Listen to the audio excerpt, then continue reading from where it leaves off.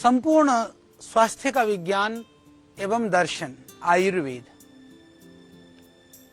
इस संदर्भ में आयुर्वेद की क्षमता को, विशेषताओं को, विज्ञान को लेकर के हम आपसे चर्चा कर रहे हैं और मुझे विश्वास है कि आपको बड़ा आनंद आ रहा होगा। और आज हम चर्चा करने वाले हैं विशेष कर करके हमारे जो 3 दोष हैं कि जो वात पित्त कफ जो दोष हैं, इसको हमने पहले जाना कि ये दोष ही नहीं, ये धातु भी हैं। तो जिस तरह से जो हमारे सारा जो शरीर में जिस प्रकार से मन का प्रभाव सारे शरीर में व्याप्त है, इसी तरह से 3 दोषों का भी जो प्रभाव है वो हमारे सारे शरीर में है। और मैं ये कहूँ कि मन से लेकर के हमारे मन तो जो है हमारा जो बाल है, नाखून है, जो अन्य जो मल पदार्थ हैं वहाँ नहीं पहुँचता है, परंतु ये दोष जो है इन मल पदार्थों में भी पहुँच जाते हैं। ऐसे महत्वपूर्ण 3 दोषों का आज हम वर्णन करेंगे। वर्णन करने में संभवतः, क्योंकि आज हम जो चर्चा करेंगे 3 दोष के विषय में, पहले हम चर्चा करेंगे, देखिए वात पित्त कफ ये 3 दोष हैं, ये बहुत महत्वपूर्ण है, इनको जानना बहुत जरूरी है। परंतु आज हम पहले चर्चा करेंगे वात दोष के संदर्भ में, वायु के परिचय के संदर्भ में। तो आज हमारी जो चर्चा का विषय होगा वह वात यानी वायु, वायु का जो परिचय है हम इसको समझेंगे, जानेंगे। फिर इसी तरह से कल हम चर्चा करेंगे पित्त के संदर्भ में, फिर हम चर्चा करेंगे कफ के संदर्भ में। तो आइए आज हम वायु के संदर्भ में बात करते हैं। मैं थोड़ा सा बताना चाहता हूँ कि ये वायु या वात क्या चीज है। ये ऐसे तो आयुर्वेद की दृष्टि से देखें तो वात या वायु को 3 दोषों में सबसे अधिक महत्वपूर्ण माना गया है। और वात या वायु ये शब्द, दोनों ही शब्द संस्कृत के जो एक धातु है वा गति गंधनयो, इस धातु से ये दोनों शब्द बने हैं।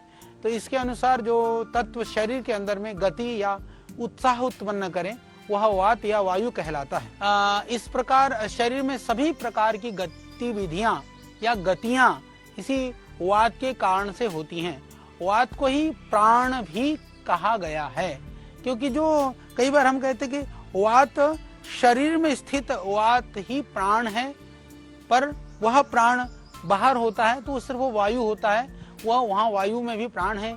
इसलिए जो अथर्ववेद के अंदर शास्त्रों में जो वर्णन कहा है कि प्राणाय नमो यस्य सर्वविदं वशे, ऐसा कह करके संपूर्ण जो ब्रह्मांड को ही प्राण के वश में कहा गया है। वस्तुतः जो प्राण है वही वायु है।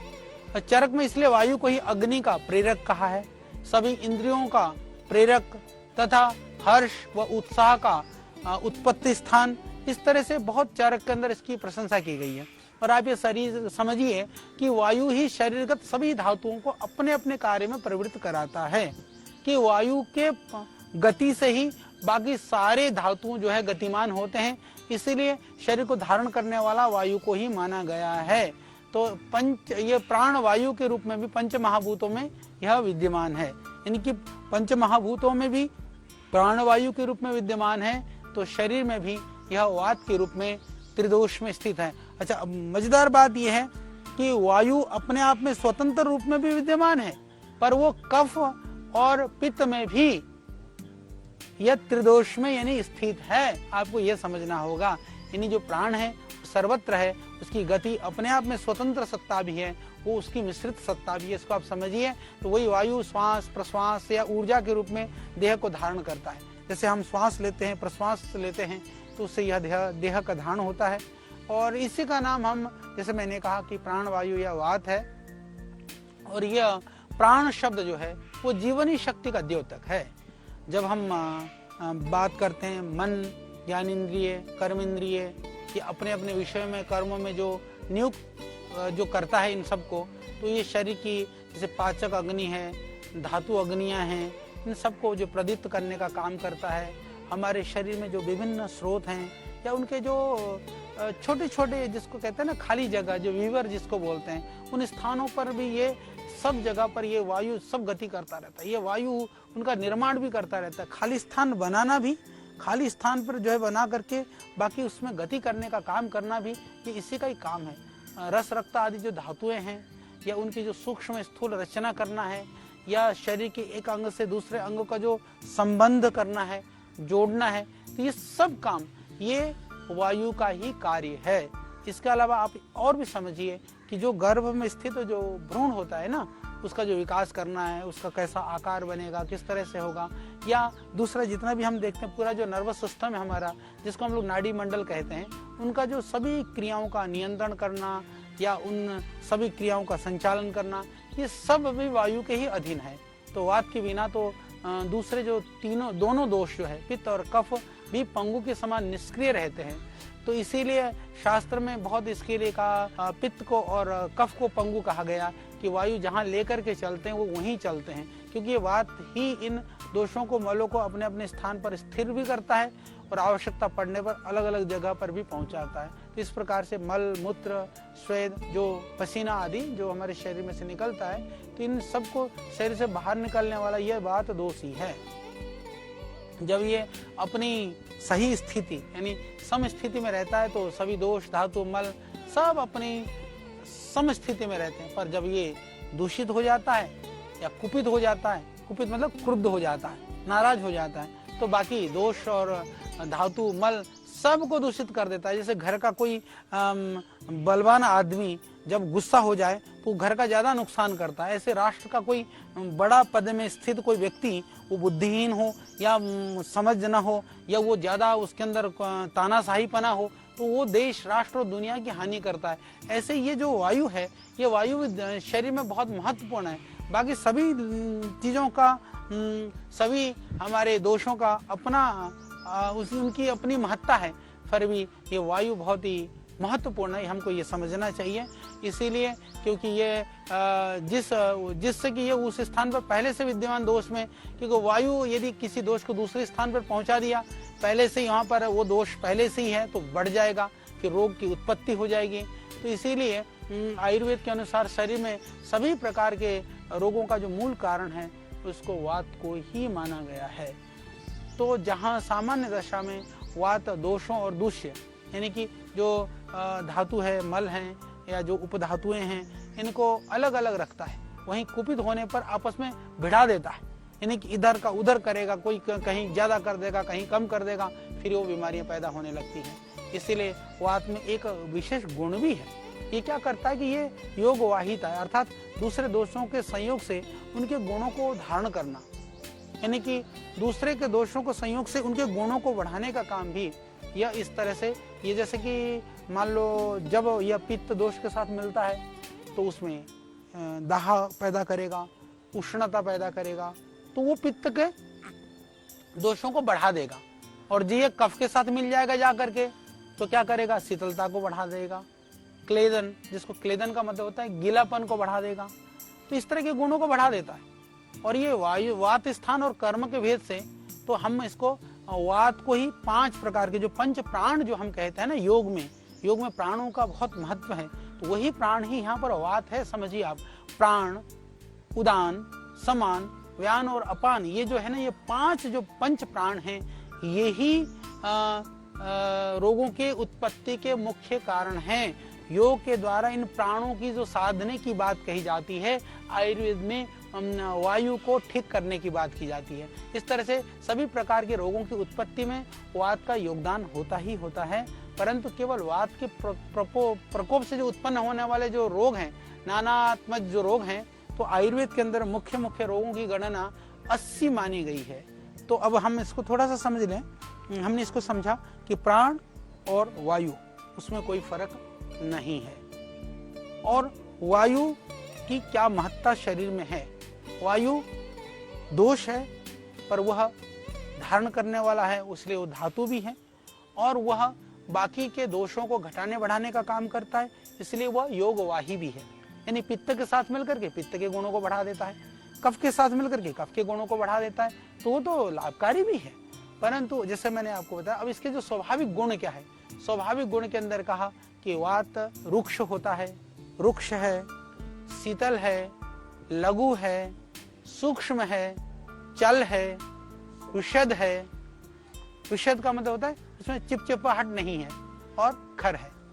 तो इसीलिए कहा रुक्षः शीतो लघु सूक्ष्म चलो अथ विशद खरः।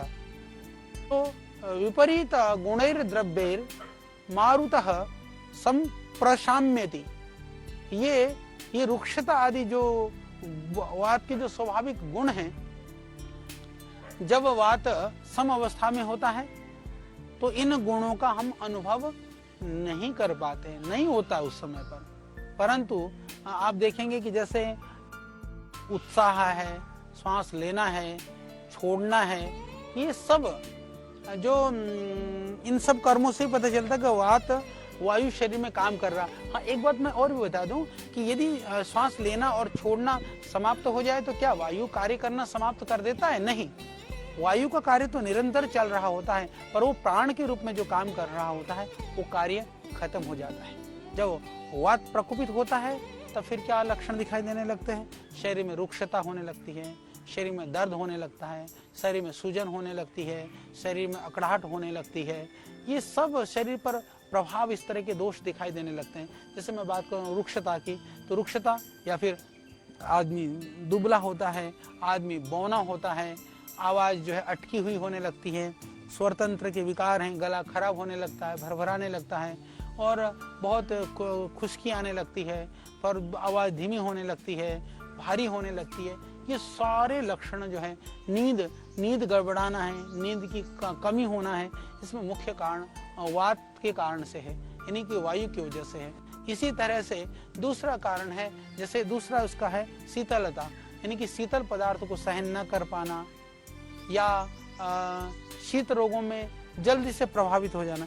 यदि जल्दी से ठंड लगती है तो कफ की वजह से नहीं है, शरीर में यदि जल्दी से गर्मी लगती है तो भी पित्त की वजह से तो है, पर उसमें वायु भी कारण है।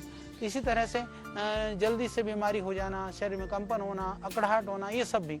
लघुता का अर्थ है कि शरीर में थोड़ा सा हल्कापन, चाल में गति, भोजन ग्रहण और वेग, जो स्पीड में जो लड़खड़ाहट है।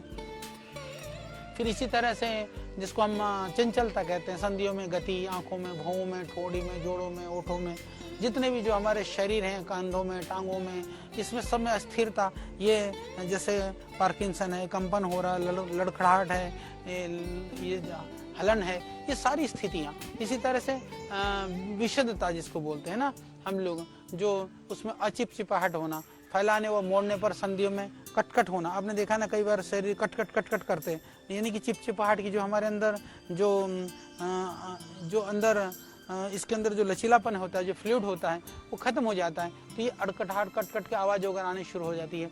आपने देखा होगा जो स्किन फटनी शुरू हो जाती है कई जगह पर, ये सब भी इसकी वजह से है। तो ये जो खरत्व है, खुरखुरापन भी आप देखेंगे, खुरदुरापन हालांकि पित्त से भी होता है पर वायु से भी हो जाता है। जैसे सिर के बालों में, चेहरों में, कहीं पर भी आप देखेंगे कि ये रूखापन है, खुरदुरापन है, ड्राई स्किन है, तो ये भी वायु के कारण से है। इसी तरह से जिसको कहते हैं ना बहुलता का अर्थ है कि जो आधिक्य है। जैसे अधिक होना क्या है कि जो जल्दी काम करना, जल्दी बोलना, भागम भाग, ये वो जो अस्थिरता है, चंचलता है, ये सारों का कारण ये कहीं ना कहीं ये जो शिराएं उभरना, ये नसें उभरना, ये होना, ये सब वायु के कारण से है। और जैसे मैंने कहा शीघ्रगामिता, कि फास्ट काम करना, ये भी करो, जल्दी से खाया तो खटाखट खा लेना और भयानक गुस्सा करना। आजकल तो आप देखो तो हमको लगता है कि हाँ, गुस्सा क्रोध तो पित्त से भी आता है, पर ये उसका जो यदि किसी की पित्त प्रकृति है और वो भयानक क्रोध करता है तो समझिए कि पित्त और वात मिल जाए तो वो तो मैं ऐसा मानता हूँ कि नीम और जैसे कि उसमें चढ़ा हुआ करेला, तो उसमें जल्दी क्रोध हो जाना, चिड़चिड़ाहट मचाना, तो इन सब के लिए आप समझिए कि उसका वायु दोष विकृत हुआ है। या आपको जल्दी से दूसरों को डराना, फिर अपने आप डर भी जाना, यानी कि हम दूसरों को, जैसे आपने देखा होगा जो क्रूर लोग होते हैं दूसरों को भयभीत करते हैं, पर वो अपने आप भी जल्दी से, इसी तरह से किसी की बात को जल्दी से नापसंद है, नहीं मेरे को नहीं करना, मुझको तो पता है। ये सारे लक्षण मेरे भाई ये वात प्रकोपित होने के कारण से हो जाते हैं। ये क्यों हो जाते हैं? ये जैसे हमारे वात पित्त के कारण में, जैसे हम लोगों ने जो मल मूत्र को रोक करके रखते हैं, जो सोए की इच्छा को दबा कर रखना, और फिर ये क्यों बढ़ता है एकदम। मैं यदि बात करूं कि वायु एकदम बढ़ता क्यों है, जो एकदम बढ़ने के कारण में, जैसे मैंने कहा कि आपकी जो सहज इच्छाएं हैं, आदमी को, हमको जो कोई बात होती है तो सहजता से, शालीनता से प्रकट कर देनी चाहिए। यदि हम नहीं करते हैं तो भी वायु बढ़ेगा। और इसी तरह से जो बार भोजन खाते हैं, आजकल जो असमय में खाते हैं, ज्यादा खाते हैं, बिना पचे हुए भोजन खा लेते हैं, ये खतरनाक है वायु बढ़ाने में। यानी कि इच्छाओं को दबाना, अति भोजन, असमय भोजन, विपरीत भोजन, दूसरा कारण, तीसरा कारण है जो देर रात तक जगना, कि समय पर न सोना, समय पर न उठना। इसके अतिरिक्त जो हमेशा तेजी में, क्रोध में, आवेग में रहना, इससे भी बहुत वायु बढ़ती है। तो प्लीज मेरी बातों को याद रखिए। हम दोषों की बात कर रहे हैं, हम दोषों की चर्चा कर रहे हैं, तो उसके साथ साथ इसके कारण की भी हम बात करेंगे। हम आपको बोर नहीं होने देंगे, हम आपको बहुत गहरे गूढ़ ज्ञान को भी सरलता से देने का प्रयास करें। और आप देखिए, जिन जिन बातों को हम कह रहे हैं, यदि वो दोष हैं तो उनको दूर करने का भी प्रयास करिए। ऊंची बोलना, हमने कहा कोई बात हुई, छोटी सी बात हुई, एकदम सहन नहीं होता, आदमी धड़ाधड़ करने लगता है। इसी तरह से श्रम भी, कई बार क्या होता है कि आदमी जितना सामर्थ्य उससे ज्यादा खतरनाक काम करता है, तो काम न करने से भी वायु की वृद्धि होती है और फालतू बहुत ज्यादा काम करने से भी वायु बढ़ जाती है। और कई बार वायु की वृद्धि हो जाती है, जैसे कि हम कहीं दब गए, अकड़ करके रहे, एक ही स्थिति में बहुत ज्यादा बैठना पड़ा, या किसी वाहन आदि में जब बहुत लंबी जर्नी कर लेते हैं तो उसको जो है एक ही स्थिति पर हमको रहना पड़ता है, तो भी वायु की वृद्धि हो जाती है। फिर कई बार कड़वे कसैली जो चीज होती है, हम ये सब खाते रहते हैं। जैसे होता है ना कि बहुत ज़्यादा मिर्च मसाले खूब खा लिया, या फिर सूखे मेवे जो है, वो मेवे भी क्योंकि वो वायु को बढ़ाते हैं बहुत ज़्यादा। इसके अलावा इतना ही नहीं, जो बहुत ज़्यादा चिंता करते हैं, चिंता करते ही सबसे पहले जो है ना वायु बढ़ती है। और फिर मैं और कहूँ कि मानसिक, आजकल हर किसी को डिप्रेशन, स्ट्रेस है। यदि छोटे छोटे को बच्चे को भी पूछो तो वो बता देगा स्ट्रेस क्या है। पहले गाँव में, या आप देखते हैं कि जहाँ पर अभी भी आप जाइए, गांव में जाइए, ग्रामीण क्षेत्रों में, वनवासी क्षेत्रों में, जनजातियों में, उनको पता नहीं क्या तनाव होता है। ठीक है, उनको पता है ये परेशानी है। परेशानी, प्रतिकूलताएं अलग है, तनाव अलग है। हमेशा ध्यान रखिए कि हर प्रतिकूलता में, हर परेशानी में तनाव नहीं होता। हर तनाव वाले व्यक्ति को अत्यंत प्रतिकूलता हो ये जरूरी नहीं है, इसको समझिए।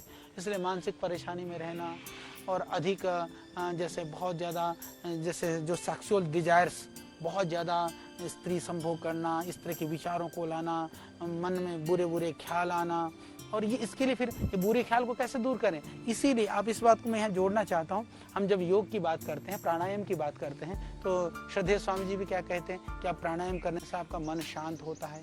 मन शांत होगा तो हमारे जो विकार वो भी शांत हो जाएंगे। तो यदि वो मन शांत किससे होता है? प्राण की जो गति है वो रुक जाने से। प्राण की गति समत्तम योग उच्यते, यानी वहाँ समत्तम का अर्थ क्या है?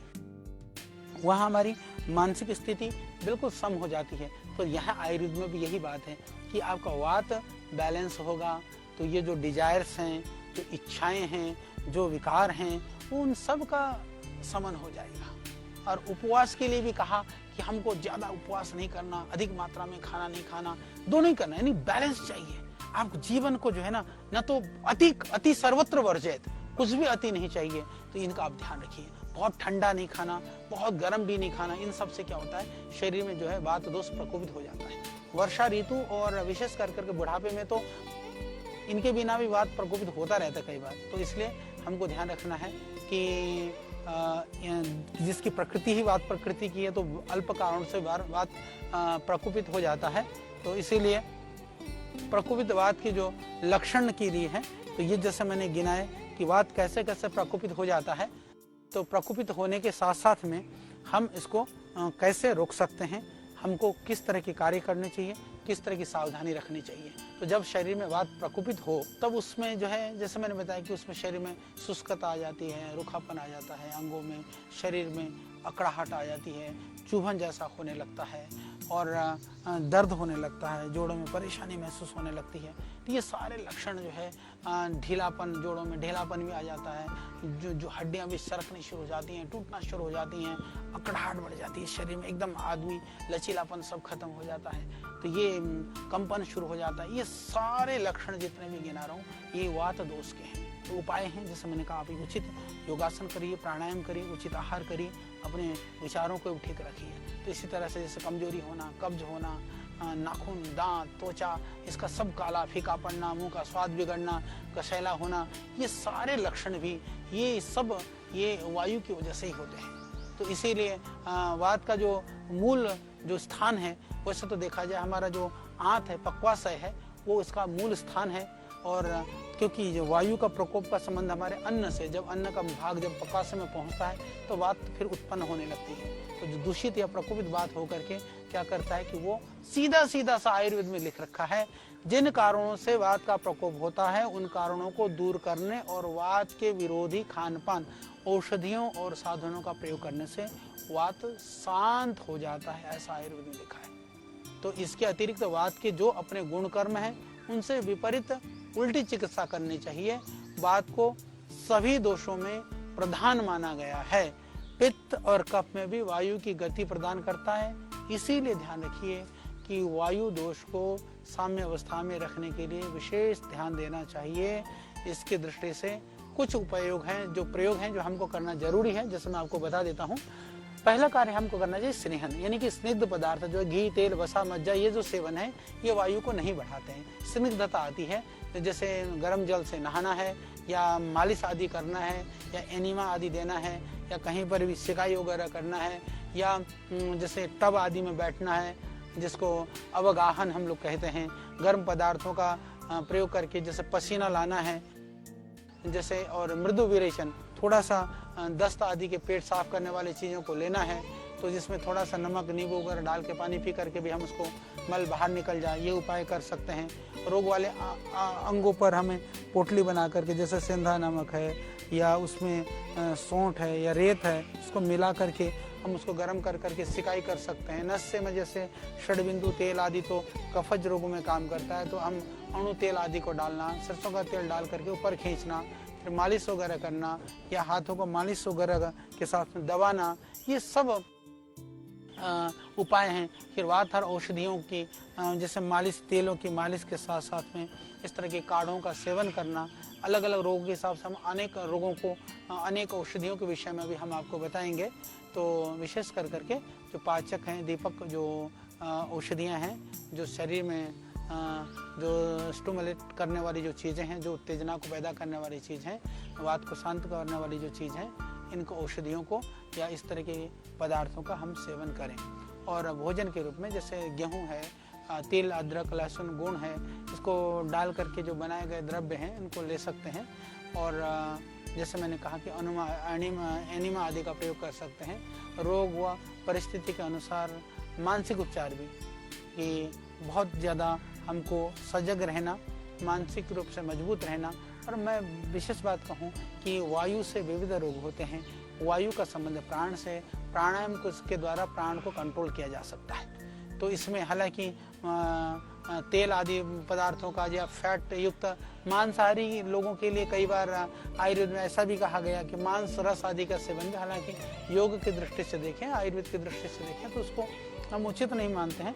तो फिर भी ऐसा हो तो थोड़े उसमें वो ले सकते हैं। तो क्योंकि मांसाहार से आप जानते हैं ग्लोबल वार्मिंग से लेकर के अभी भी जो कोविड-19 है उसमें भी कहीं ना कहीं मांसाहार का कारण माना गया है। इसीलिए मांसाहार से बचिए, बाकी शाकाहार से ही आप अपने उपाय और रोगों की निवृत्ति के साधन को ढूंढिए। तो इसीलिए मैं ये कहना चाहता हूँ कि हम लोग साधारण आहार लेकर के सावधानी पूर्वक शरीर के शोधन के साथ में और मालिश आदि के उपायों से, एनिमा आदि से, जैसे नीचे का अधोभाग का जो शुद्धि से हम अपने आप को ठीक रखें। इस तरह से हमने जाना कि वात प्रकोपित किन कारणों से होता है, वात प्रकोपित होने के लक्षण क्या है और इनको किस तरह से हम वात को ठीक कर सकते हैं। तो इन सावधानियों को अपना करके प्रकोपित वात को ठीक करिए। और वायु दोष नहीं है, वायु धातु है, वायु शक्ति है, वायु प्राण है, हमने इसको समझा। और अब हम अगली कड़ी में फिर आपको बताएंगे पित्त क्या है, पित्त का क्या प्रभाव है शरीर में और किस तरह से पित्त को हम बढ़ा या घटा सकते हैं, पित्तजन्य दोषों को कैसे दूर कर सकते हैं।